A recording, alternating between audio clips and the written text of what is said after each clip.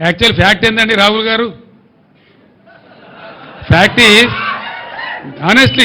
Honestly telling. Actual fact ఏంటండి రాహుల్ గారు? Fact is honestly telling. గోదావరిలో వచ్చే వరద మామూలుగా ఉండదండి. ద ఫ్యాక్ట్ ఈజ్ దిస్: గోదావరిలో పైనుంచి నీళ్లు తక్కువ, కింద నీళ్లు తక్కువ. గోదావరిలో నీళ్లు వచ్చేదే, నీళ్లు దొరికేదే ప్రాణహిత. ఇంకొక నీళ్లు లేవు. ఆ ప్రాణహిత దాటినాకనే కట్టాల. దానికోసం ఒక 6 నెలలు తపస్సు చేసినట్టు చేసి ఆ మేడిగడ్డను కనిపెట్టుకున్నాం. మేము కేంద్ర ప్రభుత్వ సంస్థ వ్యాప్కోస్ లైడార్ సర్వే కావాలంటే లైడార్ సర్వే కూడా చేసినాం. దాని డిజైన్ ఏంది అసలు వీళ్ళకి తెలుసా? వీళ్ళకి డిజైన్ గురించి అవగాహన ఉందా? ఏంది డిజైన్ ఏందండి? యాక్చువల్గా మేడిగడ్డ బరాజులో ఫ్యాక్ట్ ఏంటంటే, గోదావరి పొంగేటువంటి 3-3.5 నెలలు గేట్లన్నీ ఎత్తే ఉంటాయి. గోదావరికి తలగాయి. నీళ్ళు ఫ్రీ ఫ్లో ఉంటుంది, పోతూ ఉంటుంది. మనకు అవసరమైన నీళ్ళు ఎత్తుకుంటాం. అందుకే కన్నెపల్లి దగ్గర పంప్ హౌస్, లక్ష్మీ బరాజ్ యొక్క పంప్ హౌస్ కన్నెపల్లి దగ్గర పెట్టిన తెలివితక్కువతో పెట్టలే. మేడిగడ్డ బరాజ్ అవసరం లేకుండానే నీళ్ళు ఎత్తుకునే అవకాశం ఉంటుంది అక్కడ. ఆ పాయింట్ పట్టుకున్నదే అందుకు. అక్కడి నుంచి నందిమేడారంకు, అంటే మీది బరాజులకు వచ్చి నందిమేడారంకు, మేడారం నుంచి గాయత్రి పంప్ హౌస్కు, గాయత్రి నుంచి వరద కాలువ ద్వారా మిడ్మానేరుకు, మిడ్మానేరు ద్వారా ఎల్ఎండికి, మిడ్మానేరు ద్వారా మలన్న సాగర్కు, మిడ్మానేరు ద్వారా పైకి ఎస్ఆర్ఎస్పికి, ఎటు అవసరం ఉంటే అటు వాడుకునే విధంగా మిడ్మానేరును ఒక ఖజానా చేసినాం. గోదావరిలో నీళ్ళు ఎత్తడానికి మేడిగడ్డ బ్యారేజే అవసరం లేదు. కానీ ఎప్పుడు అవసరం పడుతుంది? అది టాక్టికల్ అప్రోచ్. 25 వేల క్యూసెక్ల ప్రవాహం స్టార్ట్ అయిందంటే గోదావరిలో జూన్ ఎండుకు ఆ గేట్లన్నీ ఎత్తేస్తామండి.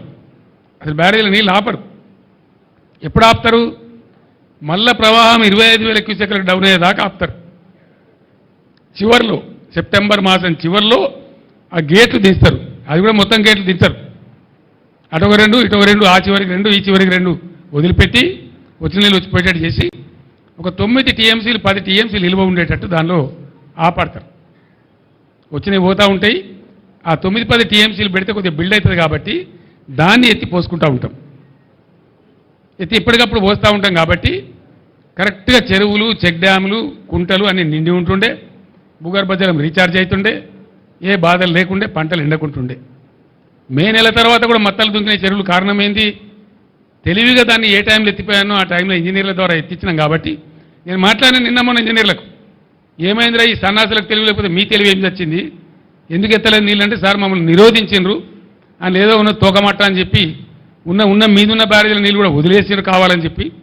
వీళ్ళు తెలివి తక్కువతనం మేము ఏం చేస్తాం సార్ అని చెప్పారు నాకు ఇంజనీర్లే. నిన్న ఇవాళ అడిగిన నేను అక్కడికే పోతున్నా. అసలు ఏం జరిగిందంటే 50 టీఎంసీల నీళ్ళు సముద్రానికి వదిలిపెట్టింది సార్. దగ్గర 48 టీఎంసీల నెట్ వాటర్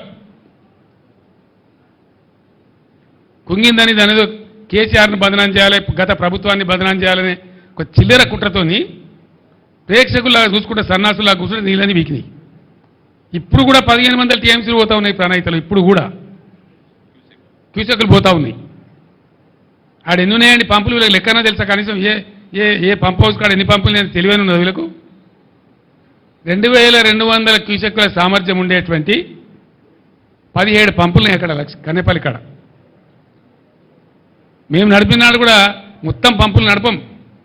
నీళ్ళని బట్టి చూసుకుంటూ, అవసరాన్ని బట్టి చూసుకుంటూ, యువతల అవసరం ఎంత ఉంది, ఎన్ని కాలేజీ ఉన్నాయి అని చూసుకుంటూ నడుపుతాం.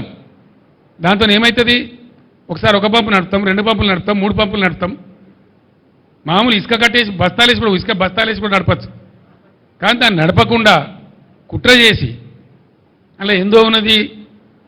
మేమే చెప్పినాం కదా అసెంబ్లీలో. ఏమున్నదండి అలా? వాడు ఏం చెప్పిండు? మొన్న నచ్చిపోయినాడు. ఆ 2 పిల్లల కింద ఉన్న ఇసుక కదిలి అవి కదిలినాయి అని చెప్పిండు. అంటే జరుగుతూనే ఉంటాయి. చాలా బ్యారేజ్లలో జరుగుతాయి, చాలా వాటిలలో జరుగుతాయి. మొన్న కదా గంగానదిలో నిన్నగాక మొన్న పేపర్లో ఫోటోలు వచ్చినాయి. గంగానది మీద బ్రిడ్జ్ కడతామంటే పటాన కూలిపోయింది. ఆడ నదులలో ఇసుకలో జనరల్గా జరుగుతాయి. ఎవడో ఒక చిన్న ఇంజనీర్ లోపమో, ఒక మెయింటెనెన్స్ లోపమో, దానికి ఎంతో ప్రళయం బద్దలైనట్టుగా ఒకటే పని కట్టుకొని ఆడికి యాత్రలు పెట్టి, మాత్రలు పెట్టి పెద్ద కథ చేసి, ఇంకా ఇప్పుడు కూడా ఆ పిచ్చికాలలో ఉన్నాయి వాళ్ళు. అందులో ఏమైనా ఇంటికి దొరుకుతుందేమో, తోక దొరుకుతుందేమో, గుట్ట కడతామేమో అనే ఉద్దేశంతో ఓ పిచ్చి విఫల ప్రయత్నంలో ఉన్నారు తప్ప రైతాంగాన్ని ఆదుకోవాలి, మంచినీళ్ళకి బాధ వస్తుంది, రైతులను కాపాడాలని ఆలోచన చేయలే. వృధాగా పారే నీళ్లను ఒక చిల్లర కుట్ర మనసులో పెట్టుకొని వదిలిపెట్టింది కాబట్టి పోయింది. ఇప్పుడు కూడా పొద్దున నేను మగ్దుంపూర్లో మాట్లాడినా, ఈ దద్దనలకు చేత కాకపోతే 50,000 మంది రైతులు నెంబడేసుకొని వీళ్ళని పండబెట్టి తొక్కుకుంటూ పోయి మేడిగడ్డ కాడ కుర్చేసుకొని కూర్చొని నేను నింపుతా మళ్ళీ ఇవన్నీ రంది పడకుండా అని చెప్పిన నేను. చేసి చూపిస్తాం. గోదావరిలో నీళ్ల ప్రవాహం మొదలైన తర్వాత బరాయితో సంబంధం లేకుండా నీళ్ళు లేపచ్చు. మళ్ళా మిడ్ మానేరు కలకల్లాడుతుంది, లోయర్ మానేరు కలకల్లాడుతుంది. తక్కువ పడితే ఎస్ఆర్ఎస్పీకి ఇవ్వచ్చు. ఎత్తాల నీళ్ళు ఇప్పుడు ఈ ప్రభుత్వం ఇది దీని పేరు చెప్పి దాని పేరు చెప్పి ప్రజల నోట్లో మట్టి కొడతామంటే ఇక చూస్తూ కూర్చోం. మనం కొత్తగా ఎలక్షన్ తర్వాత కాబట్టి కూర్చున్నాం, మౌనం పట్టాం. కానీ నేనే పోతా గోదావరిలో 20,000 క్యూసెక్లు దాటిన తర్వాత వీళ్ళు నీళ్లు ఎత్తడం ప్రారంభించకపోతే నేనే ఒక 50,000 మంది రైతులు వేసుకొని పోతా, తొక్కి వీళ్ళని పండబెట్టి తొక్కి ఆ మోటార్లు నడిపిస్తాం. మేము ఊరికే గైడే చేతులు ముడుచుకొని లేం, ఉండం కూడా.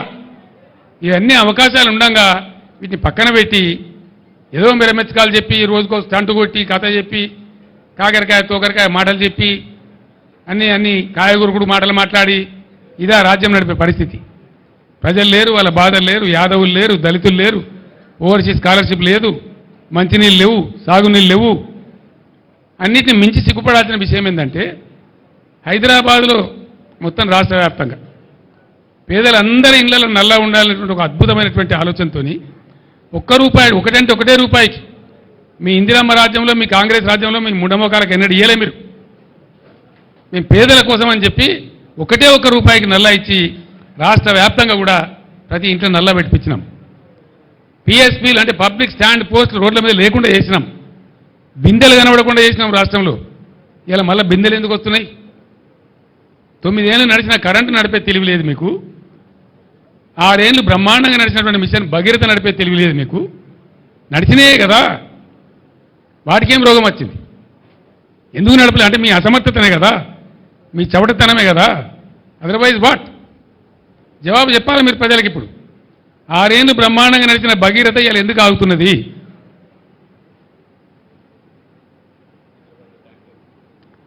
హైదరాబాద్లో మళ్ళీ ట్యాంకర్లు ఎందుకు వస్తున్నాయి? ట్యాంకర్లు ఎందుకు కొంటున్నారు ప్రజలు? ఇవాళ ఆ కర్మ ఎందుకు పట్టింది ప్రజలకు? Government must answer. మేము 20,000 లీటర్లకు ఫ్రీ పెట్టినాం హైదరాబాద్లో. హైదరాబాద్ నుంచి వచ్చిన జర్నలిస్టులకు మీకు కూడా తెలుసు, 20,000 లీటర్స్ ప్రతి ఇంటికి ఫ్రీ పెట్టినాం. ఇలా బిల్స్ వస్తూ ఉన్నాయి వాటికి ప్రజలకు. ట్యాంకర్లు కొనుక్కోవాలి ఒకటి, ఆ 20,000 లీటర్లు కూడా బిల్స్ వస్తూ ఉన్నాయి. నేను డిమాండ్ చేస్తూ ఉన్నా, చీము నెత్తురు ఉంటే ఏమైనా పౌరుషం ఉంటే రెఫరెండం అని మీరు అన్నారు. హైదరాబాద్ ప్రజలు మీకు కర్రుగాల్చి వాత పెట్టకముందే మేల్కోండి ప్రభుత్వ పెద్దలారా, ట్యాంకర్లు ఫ్రీగా సప్లై చేయండి.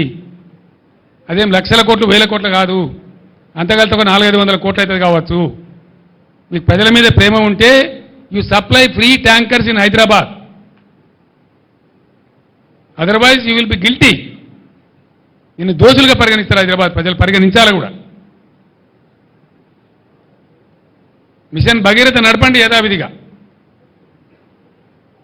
మీరు అసలు రివ్యూ చేస్తున్నారా? పొద్దున మాపున రివ్యూ చేయాలా? సీఎం ఓన్లీ ఒక అధికారి ఉండాలా? ప్రజల తాగునీళ్ళు అంటే మీకు తమాషా ఉందా? ఎందుకు ఎండబెడుతున్నారు ఇలా వాళ్ళ గొంతులు? నీళ్ళు లేకనా? స్కీమ్ లేకనా?